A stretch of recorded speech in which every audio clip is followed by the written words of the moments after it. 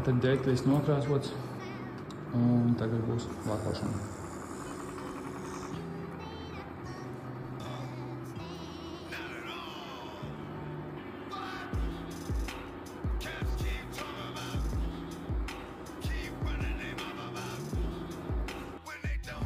Viss tik profesionāli. Nu kā pienākās, kā pienākās.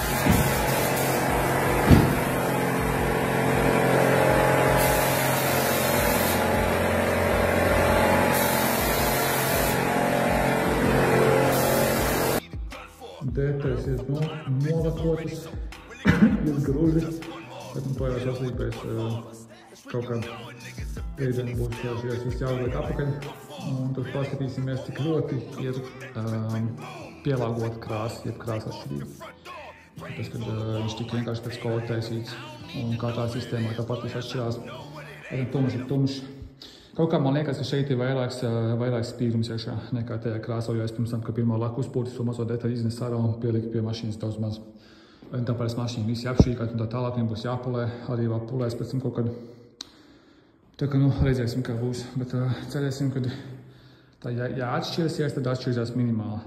Tāpēc viņš ir pazīstams cilvēks, kuram es vispār krāsoju, un par šo es vispār neprasu nekādu naudu arī. Es vienkārši paprasu to, cik daudz ir iztērēts materiālos. Tā kā cerēsim, ka neatšķirsies, bet jāatšķirsies. Pirms es atbraucu, es aizmirsu savu atslēgu negarāžu.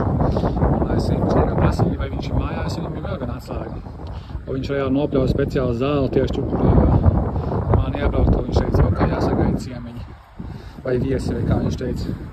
Reāli tieši visur, kur mani daļa, tur viņš paņēma un nopļauj. Vort piedzīvojam, braucam uz 90, tas šitā izataisās vaļā, ja viņš ir kaut kāds dīzels salīmēts. Bet pirms tam viņš turējās, tas spājas apkārt apkārt. Un te, ja te nebūtu skrūvu, viņš vispār būtu aizlidoši, viņš reāli